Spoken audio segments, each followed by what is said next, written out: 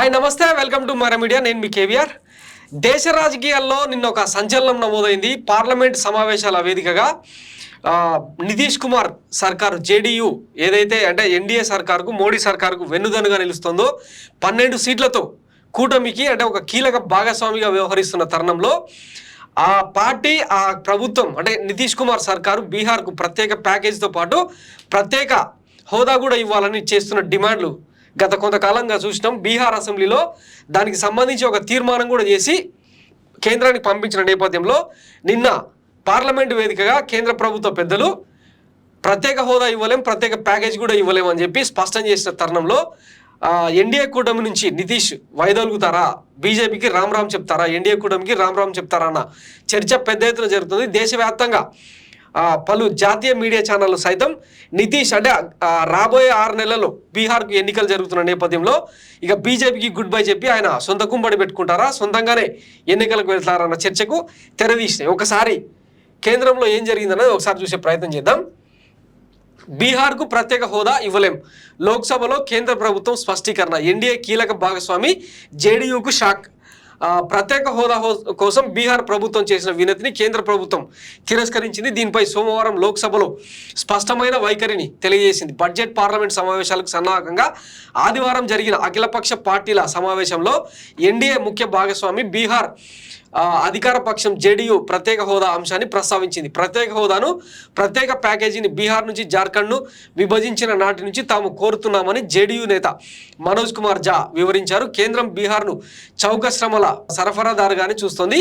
ఆ దృష్టి మారాలి. రాజకీయాలకు అతీతంగా మేము ప్రత్యేక హోదా విషయంలో కేంద్ర విధానం మారాలని కోరుకుంటున్నాం. ప్రత్యేక హోదా ప్రత్యేక ప్యాకేజీ రెండు బీహార్కి ఇవ్వాల్సిందేనని ఆయన స్పష్టం చేశారు. అయితే రాష్ట్రాలకు ప్రత్యేక హోదాపై తన పాత వైఖరిని మోదీ ప్రభుత్వం పునరుద్ఘాటించింది. పర్వత ప్రాంతాలు, తక్కువ జనాభా, అధిక సంఖ్యలో గిరిజన జనాభా, సరిహద్దులు, ఆర్థిక మౌలిక సదుపాయాల్లో వెనుకబడిన తనం, రాష్ట్ర నిధులు ఏమాత్రం సరిపోకపోవడం వంటి సమస్యలున్న రాష్ట్రాలకే ప్రత్యేక హోదా కల్పించాలని జాతీయ అభివృద్ధి మండలి నిర్ణయించిందని కేంద్ర ఆర్థిక శాఖ సహాయ మంత్రి పంకజ్ చౌదరి లోక్సభలో తెలిపారు.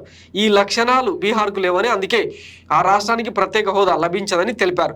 కాగా ప్రభుత్వ వర్గాల సమాచారం ప్రకారం ఏ రాష్ట్రానికి ప్రత్యేక హోదా పొందే అర్హత లేదని ఇది ఎవరు రాసిందంటే ఆంధ్రజ్యోతి అనమాట. వీళ్లకు అనుకూలంగా ఉండే వ్యాఖ్యలను తీసుకొని ఇట్లా కంక్లూడ్ చేస్తూ ఉంటారు అనమాట. పచ్చపత్రికల నైజమే అది కదా.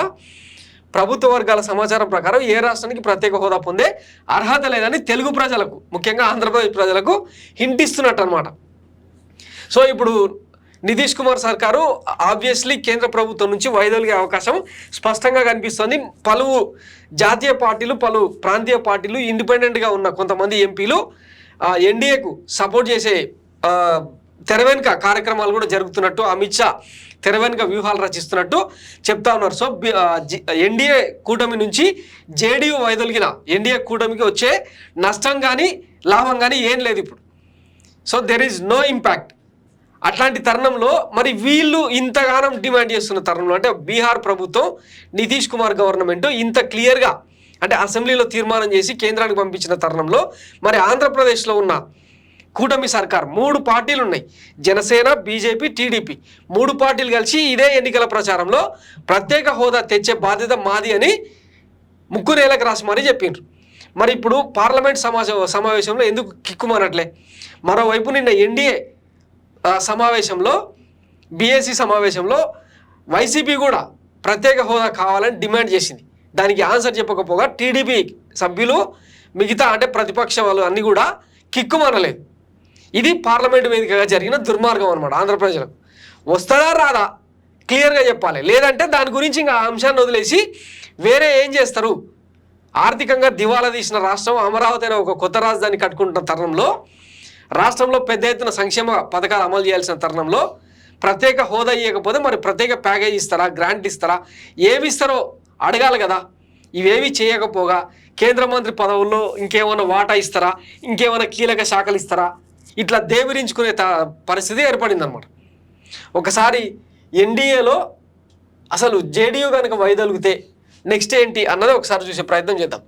ఇది ఎన్డీఏకు సంబంధించిన చార్ట్. మొత్తం అంటే BJP 240, Telugu Desam party 16, Janata Dal 12, Shiv Sena 7, Lok Janshakti Ram Vilas party 5, Rashtriya Lok Dal 2, Janata Dal secular 2, Janasena party 2, మిగతా అన్ని ఒక్కొక్క సీట్లు కలుపుకుంటే మొత్తం 292 స్థానాలు ఆ పార్టీకి ఉన్నాయి. సో ఇప్పుడు దీని నుంచి అంటే 12 స్థానాలున్న జేడీఎస్ కనుక వైదొలిగితే ఆ ఎన్డీఏ కూటమి బలం 281కి పరిమితం అవుతుంది. మొత్తం 293 స్థానాల నుంచి 12 స్థానాలు జేడీయూ తీసేస్తే 281 స్థానాలకు పరిమితం అవుతుంది. సో మ్యాజిక్ ఫిగర్ వచ్చేసి 272 స్థానాలు. సో కూటమి కూలిపోతుంది అనడానికి అక్కడ అవకాశం లేదు. కానీ ఈ జేడీయూ పెడుతున్న ఒత్తిడిని టీడీపీ కానీ జనసేన కానీ ఎందుకు పెట్టట్లేదు? ఇక్కడ ముగ్గురు ఎంపీల బలం ఉన్న బీజేపీ ఎందుకు కేంద్రాన్ని నిలదీయట్లేదు? మాట్లాడితే కేంద్రం మెడలు ఉంచుతామని అడుగుతూ ఉంటారు కదా, మరి ఇప్పుడు ఎందుకు కనీసం నితీ స్థాయిలో స్వరాన్ని ఎందుకు పెంచట్లేకపోతున్నారు? ఇప్పుడు ఆంధ్రప్రదేశ్ ప్రజల ముందర దోషులుగా మిగులుతారా, లేదంటే ఇంకా పార్లమెంట్ సెషన్స్ కొనసాగే కొద్దీ మీ వాయిస్ ఏమైనా వినిపిస్తారా అన్నది క్లియర్గా చెప్పకుండా ఏం చేస్తున్నట్టు?